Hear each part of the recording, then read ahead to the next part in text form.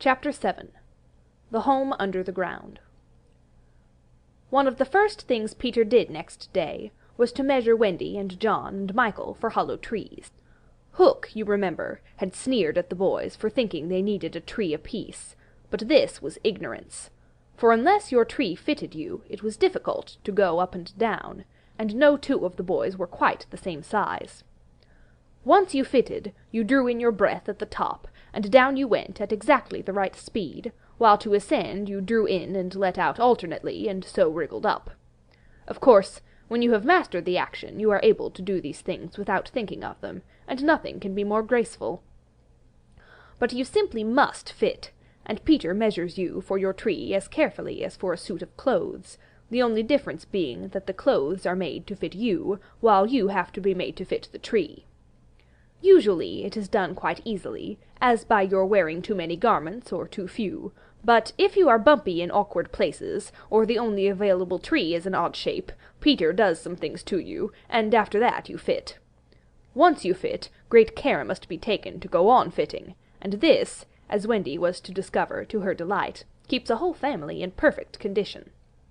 Wendy and Michael fitted their trees at the first try, but John had to be altered a little. After a few days' practice, they could go up and down as gaily as buckets in a well. And how ardently they grew to love their home under the ground, especially Wendy.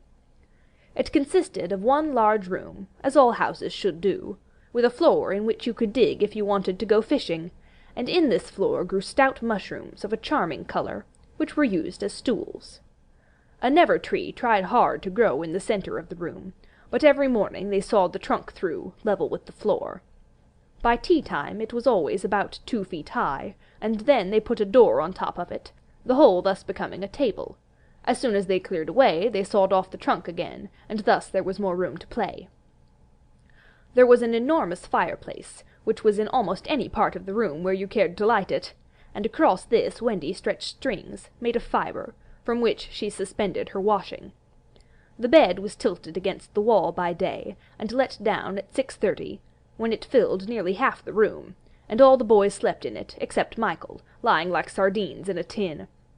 There was a strict rule against turning round until one gave the signal, when all turned at once.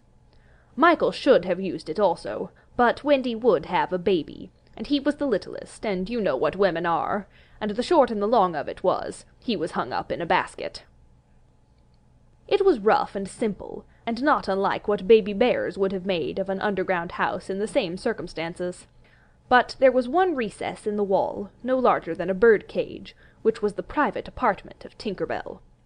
It could be shut off from the rest of the house by a tiny curtain, which Tink, who was most fastidious, always kept drawn when dressing or undressing. No woman, however large, could have had a more exquisite boudoir and bedchamber combined. The couch, as she always called it, was a genuine Queen Mab, with club legs, and she varied the bedspreads according to what fruit blossom was in season. Her mirror was a Puss in Boots, of which there are now only 3, unchipped, known to fairy dealers. The washstand was pie-crust and reversible, the chest of drawers an authentic Charming VI, and the carpet and rugs the best, the early period, of Marjorie and Robin. There was a chandelier from Tiddlywinks for the look of the thing, but of course she lit the residence herself. Tink was very contemptuous of the rest of the house, as indeed was perhaps inevitable, and her chamber, though beautiful, looked rather conceited, having the appearance of a nose permanently turned up. I suppose it was all especially entrancing to Wendy, because those rampageous boys of hers gave her so much to do. Really, there were whole weeks when, except perhaps with a stocking in the evening, she was never above ground. The cooking, I can tell you, kept her nose to the pot, and even if there was nothing in it, even if there was no pot, she had to keep watching that it came a-boil just the same. You never exactly knew whether there would be a real meal or just a make-believe. It all depended upon Peter's whim. He could eat, really eat, if it was part of a game, but he could not stodge just to feel stodgy, which is what most children like better than anything else, the next best thing being to talk about it. Make-believe was so real to him that during a meal of it you could see him getting rounder. Of course it was trying, but you simply had to follow his lead. and if you could prove to him that you were getting loose for your tree, he let you stodge. Wendy's favourite time for sewing and darning was after they had all gone to bed.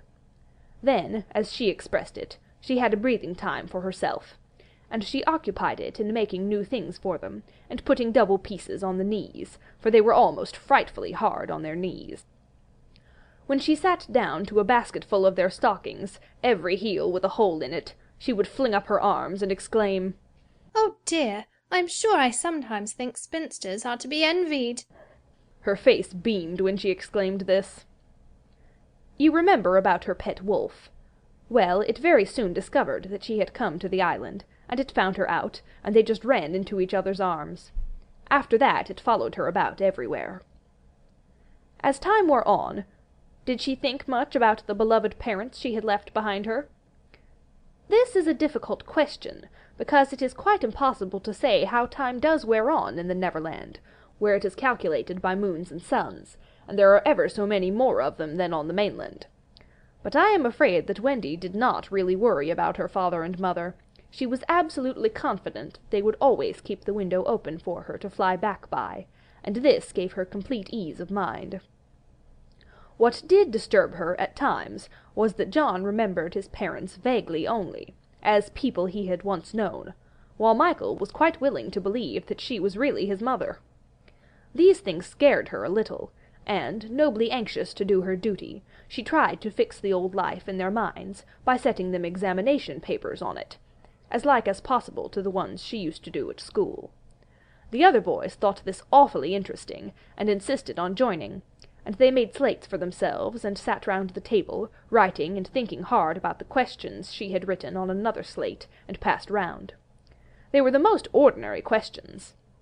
What was the colour of mother's eyes? Which was taller, father or mother? Was mother blonde or brunette? Answer all 3 questions if possible. A. Write an essay of not less than 40 words on how I spent my last holidays, or the characters of father and mother compared. Only one of these to be attempted. Or 1. Describe mother's laugh. 2. Describe father's laugh. 3. Describe mother's party dress. 4. Describe the kennel and its inmate. They were just everyday questions like these, and when you could not answer them you were told to make a cross, and it was really dreadful what a number of crosses even John made. Of course, the only boy who replied to every question was Slightly, and no one could have been more hopeful of coming out first, but his answers were perfectly ridiculous, and he really came out last, a melancholy thing. Peter did not compete. For one thing, he despised all mothers except Wendy, and for another, he was the only boy on the island who could neither write nor spell, not the smallest word. He was above all that sort of thing. By the way, the questions were all written in the past tense. What was the colour of mother's eyes, and so on. Wendy, you see, had been forgetting too.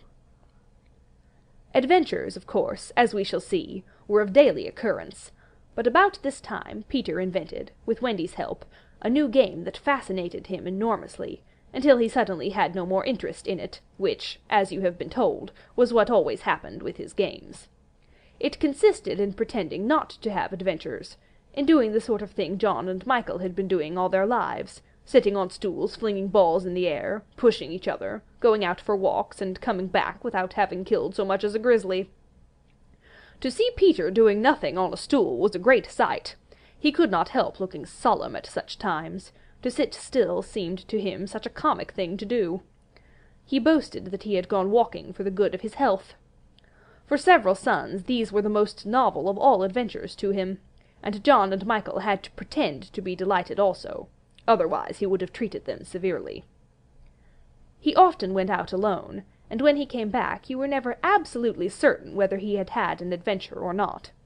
He might have forgotten it so completely that he said nothing about it, and then when you went out you found the body, and then, on the other hand, he might say a great deal about it, and yet you could not find the body. Sometimes he came home with his head bandaged, and then Wendy cooed over him and bathed it in lukewarm water, while he told a dazzling tale. But she was never quite sure, you know. There were, however, many adventures which she knew to be true because she was in them herself, and there were still more that were at least partly true, for the other boys were in them and said they were wholly true. To describe them all would require a book as large as an English-Latin Latin-English dictionary, and the most we can do is to give one as a specimen of an average hour on the island. The difficulty is which one to choose. Should we take the brush with the Redskins at Slightly Gulch? It was a sanguinary affair, and especially interesting as showing one of Peter's peculiarities, which was that in the middle of a fight he would suddenly change sides. At the Gulch, when victory was still in the balance, sometimes leaning this way and sometimes that, he called out, "I'm a Redskin today. What are you, Tootles?" And Tootles answered, "Redskin, what are you, Nibs?" And Nibs said, "Redskin, what are you, Twin?" and so on, and they were all Redskins, and of course this would have ended the fight, had not the real Redskins, fascinated by Peter's methods, agreed to be lost boys for that once, and so at it they all went again, more fiercely than ever. The extraordinary upshot of this adventure was— But we have not decided yet that this is the adventure we are to narrate. Perhaps a better one would be the night attack by the Redskins on the house under the ground, when several of them stuck in the hollow trees and had to be pulled out like corks. Or we might tell how Peter saved Tiger Lily's life in the Mermaid's Lagoon, and so made her his ally. Or we could tell of that cake the pirates cooked, so that the boys might eat it and perish, and how they placed it in one cunning spot after another, but always Wendy snatched it from the hands of her children, so that in time it lost its succulence, and became as hard as a stone, and was used as a missile, and Hook fell over it in the dark. Or suppose we could tell of the birds that were Peter's friends, particularly of the Never Bird, that built in a tree overhanging the lagoon, and how the nest fell into the water, and still the bird sat on her eggs, and Peter gave orders that she was not to be disturbed. That is a pretty story, and the end shows how grateful a bird can be, but if we tell it, we must also tell the whole adventure of the lagoon, which would of course be telling two adventures rather than just one. A shorter adventure, and quite as exciting, was Tinker Bell's attempt, with the help of some street fairies, to have the sleeping Wendy conveyed on a great floating leaf to the mainland. Fortunately the leaf gave way, and Wendy woke, thinking it was bath time, and swam back. Or again, we might choose Peter's defiance of the lions, when he drew a circle round him on the ground with an arrow, and dared them to cross it, and though he waited for hours, with the other boys and Wendy looking on breathlessly from trees, not one of them dared to accept his challenge. Which of these adventures shall we choose? The best way will be to toss for it. I have tossed, and the lagoon has won. This almost makes one wish that the Gulch or the cake or Tink's leaf had won. Of course, I could do it again, and make it best out of 3. However, perhaps it is fairest to stick to the lagoon. End of Chapter 7.